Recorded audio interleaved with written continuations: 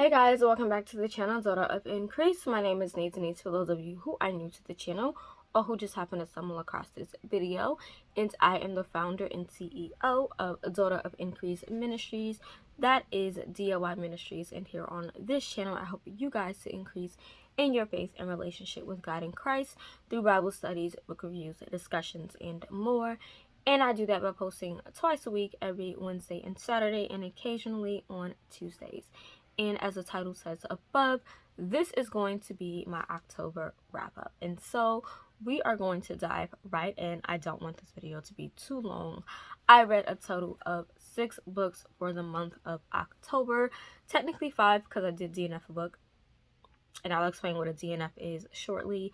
But yeah, we're gonna jump in from the first book that I read. So with the first book that I read in October, I read Blood Secrets by Ms. Morgan L. Busse, and this is the second and final book in the Skyworld duology. The first book was Secrets in the Mist, and I gave this book a 3.75 star rating. This is a Christian YA fantasy. I believe it's YA or maybe new adult fantasy, and this I gave it a 3.75 star rating because it honestly did not live up to my personal expectations, and I felt like there were a lot of things left unsaid that should have been said, and it was kind of small, so I was expecting a lot more than what was given. But considering that I know that she is working on another book, which I'm super excited for because I know it's a Viking book, cannot wait. I was still pleased with this book nonetheless. I just couldn't give it a full 4 star. But yeah, so this was obviously the follow-up to Secrets in the Mist. It followed up immediately right after that first book, and so we got to see Cass and Theo try to figure out a way to save the people from obviously the mist and everything like that. And yeah, my gripe is that, so in this there is this I don't know if it's supposed to be a sort of allegory or whatever for God or Jesus or whatever, but it's called Allures, I think it is. I'll put it on the screen. But in the first book, we see that Cass has no faith, right? And in the second book, in this book here, we see that Cass now has faith.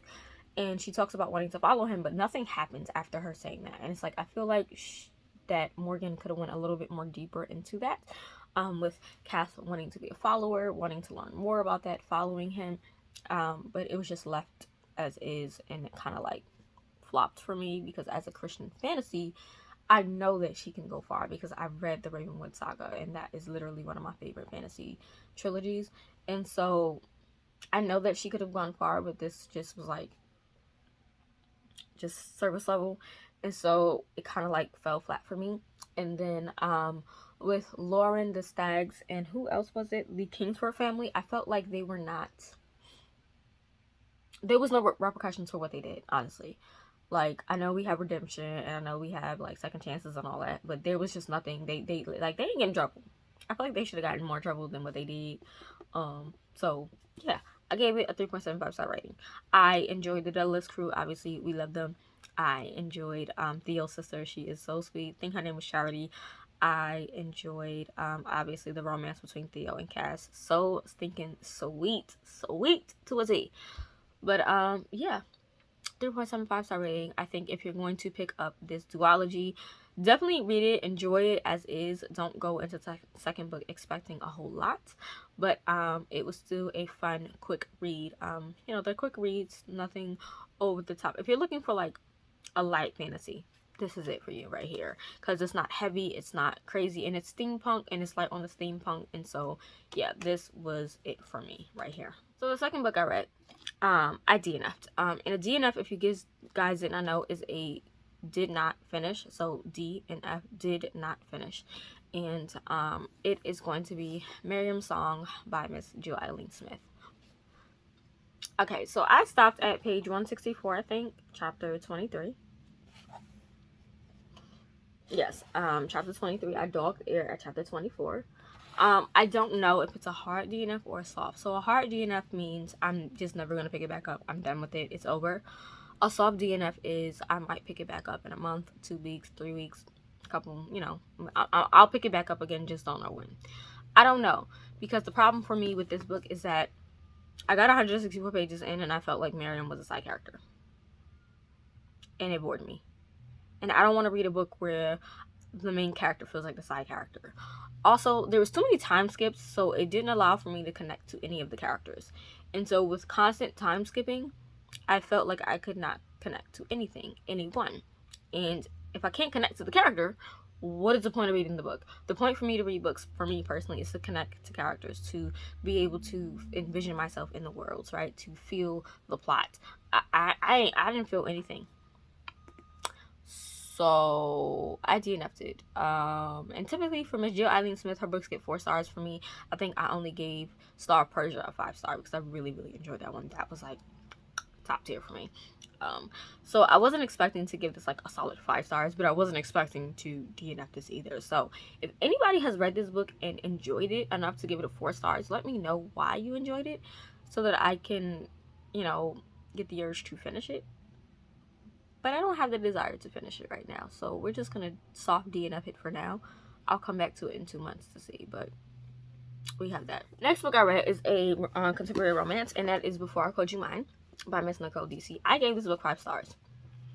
I was not expecting to love this. The first time I read through this book, I think I gave it a 4-star rating. I can't remember. But I enjoyed this on the second reread of me actually sitting down to annotate and really take it in. This book was so inspiring.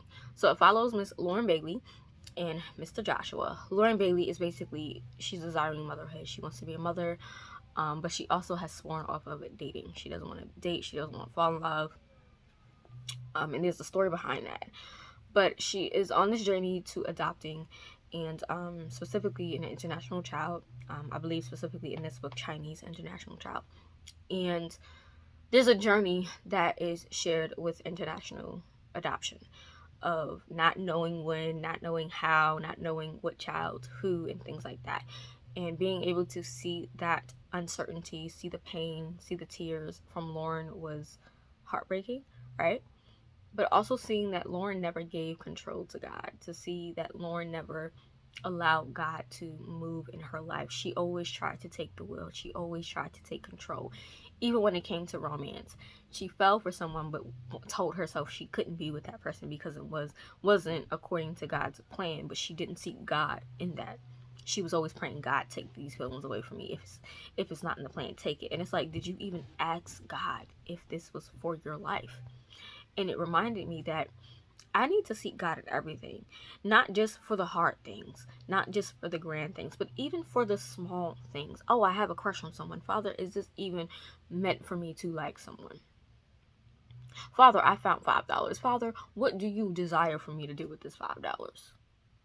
Like, it might sound crazy, but seeking God in everything that you do is so key. And this really just reminded me, like, no matter what you do in life, seek God, seek Him.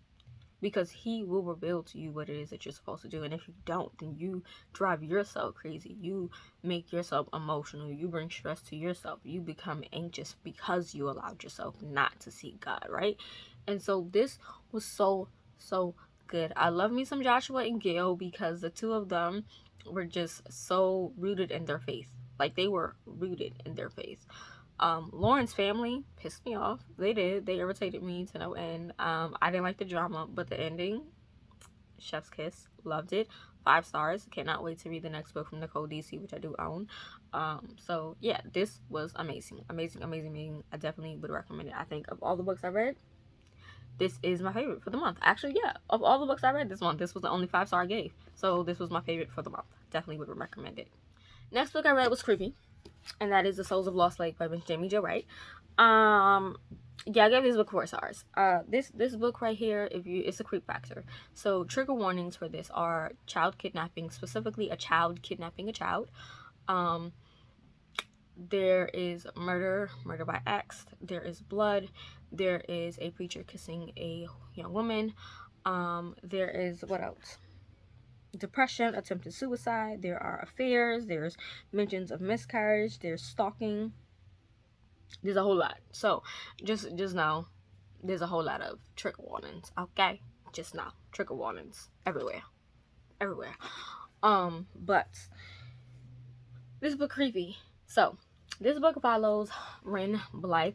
I think her name is Arwen, which her dad named her after like The Hobbit or something like that. The Hobbit or one of them books, Lord of the Rings, something like that. But it follows Arwen Blythe in the present, and she works at a camp, and then one of the young girls goes missing, and it starts an all-out search for the young girl, which then ties back to a campfire story about Ava Coons, and then Ava Coons is from 1930s, I believe, right? And she was 13 years old when she was found with blood splattered all over her, as well as a logger's axe. But her family was entirely missing, and she was the only surviving member. So people assumed that she murdered her family. And so there are two mysteries: the present day, when there are these young girls being kidnapped, and then the past with Ava Coon's her family being missing, and her being the only surviving member with a logger's axe, right? And so you have two cases that need to be figured out. And let me just say, Jaime had me confused. Okay, she had me confused. I was confused. Okay, and I loved it. I loved it to a T. I was shooketh, all of it. Okay, I didn't expect either one of the suspects from both timelines. Both of them shook me. Now, I will say the one from Ava Coons, I kind of suspected at first, but I kind of eliminated them because I felt like, oh, it couldn't be that person, right? Don't eliminate anybody. Suspect everybody at that point. Just suspect everybody. Okay? If you read this book, then you know what I'm talking about. Suspect everybody. Everybody's a suspect, okay? But it was good. It was really, really good. Even the ending with Ren broke my heart, because I wasn't expecting that twist. That twist confused me. Now, the reason I did not give this a 5-star is because for me, I feel like, if I'm not mistaken, quote, tell me if I'm wrong, anybody who's read all of Jaime's writing, are most of her timelines connected? Like, are the characters from the past and the present connected somehow? Because the only book I read, this will be my second book from her, the only book I read was A House on Foster Hill, and if I'm remembering correctly, the character from the past and the present were connected somehow. And I feel like I could not tell if Ren and Ava were connected. I couldn't tell if they were connected. I don't know. And I feel like Ren is connected to somebody else, not Ava specifically. I don't want to specifically say who. I feel like she's connected to somebody else that I want to say, but I can't say. But I don't really know. And it confuses me. So, please, somebody tell me. Am I reaching too far? Am I just on the wrong path? Or are they just not connected at all? Because I feel like there is a connection, and I'm just maybe not seeing it, or maybe I'm totally wrong and there is no connection. If there's no connection, then this is a 5-star. But if there is a connection and I'm just not understanding it, then it's going to stay at a 4-star. But someone let me know, so I'm not bugging out. But this was good. It was really, really good. It makes me scared to go camping. I'm just going to say that, because I don't trust people when it comes to camping out in the woods. We just don't do it. Cabins, we just don't do it. But overall, I enjoyed it. It was a fun ride. I did listen to the audiobook with this, which made it even 10 times more creepier. But it was a good read for me. I enjoyed it. So yeah, I would say read this at your own risk if you're not into those kind of creepy vibes, but it was good for me. So I gave it a 4-star rating. Alright, second to last book that I read is House by Mr. Frank Petretti and Ted Dekker. And this book got a 4.75, right? Oh no, 4.5 star rating. I don't even know where to begin with this book. I buddy read this with my sis Stephanie, which, hey girl, but I read this with her. And y'all, I don't even know what this was. This Steph know what I'm talking about. This book, I'm gonna read what I wrote. I said this book has me lost for words. I enjoyed this book, which is why it started at a 3-star rating. I was thoroughly is capitalized, okay, thoroughly confused, but it read like a movie and kept me intrigued by the characters and the house. I gave it another full star after getting to the plot twist concerning the house and the characters, and finally gave it a half-star because of Ted and Frank just being awesome writers. And so,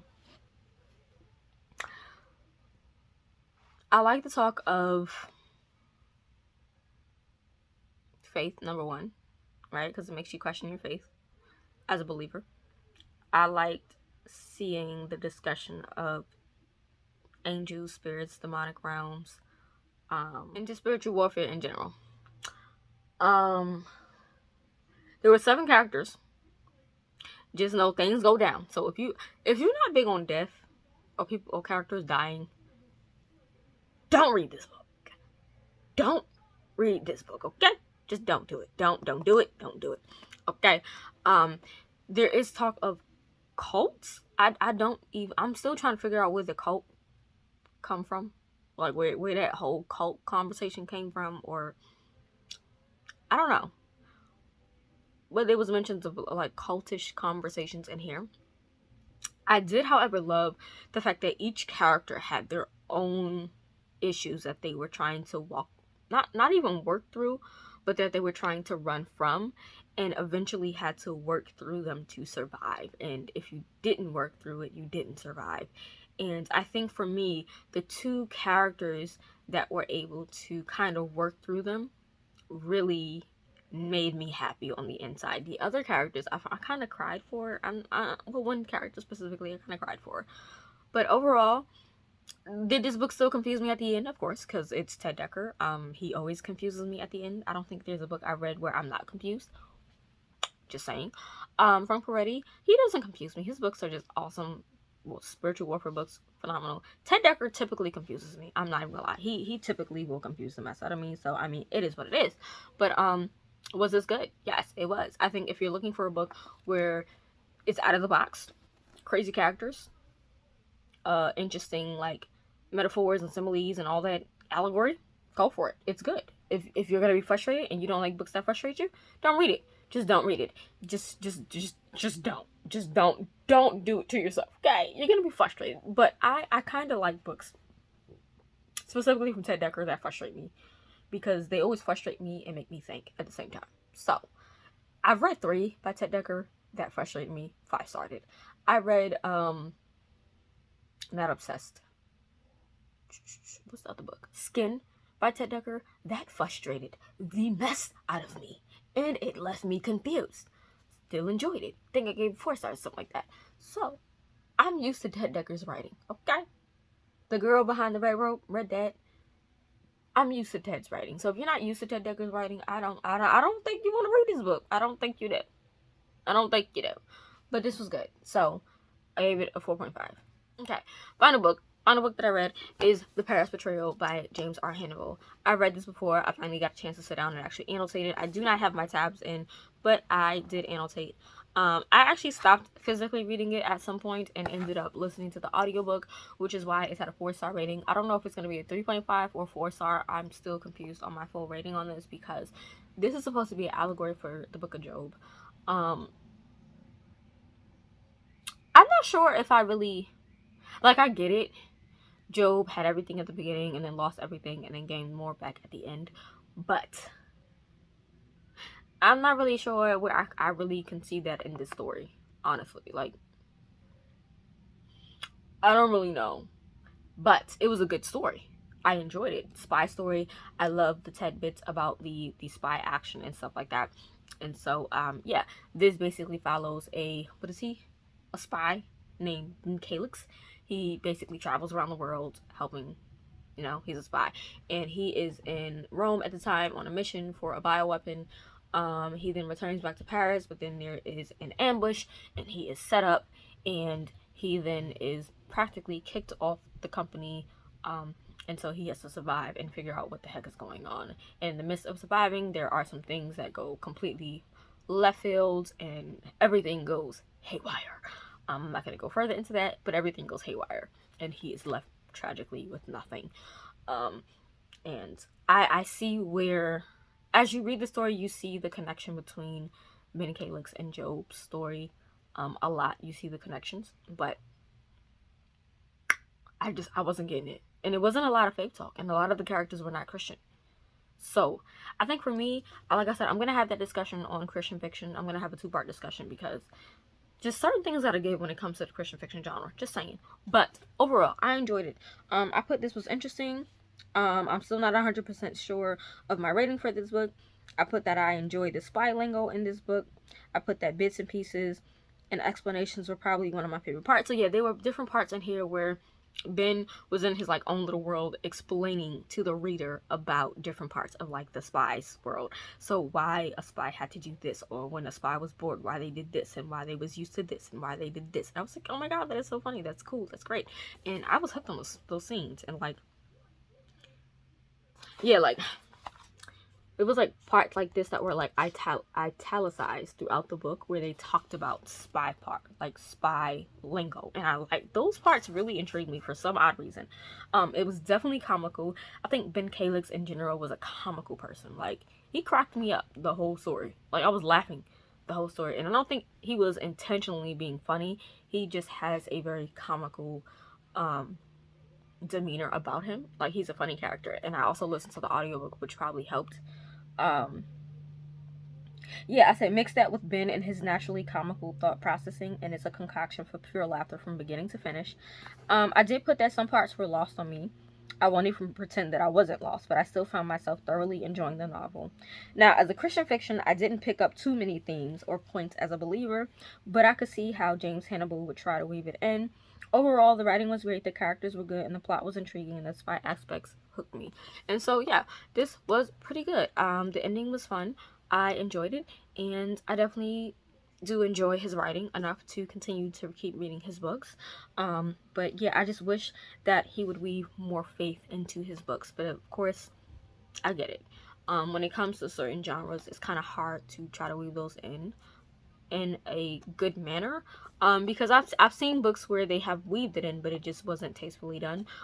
So you know, yeah, this was good. I would recommend it. And so yeah, those were the 6 books that I read, or the 5 books in the 1 DNF. But that is it, you guys. Let me know if you read any of these books and your thoughts on any of these books. I guess that's it for now. I read 6 for the month, technically 5. I want to try to read 7 for November, but yeah, if you want to see my November TBR, stick around for the next video. We'll dive into that, and if not, I will see you guys in the next one, and I'll see you guys later.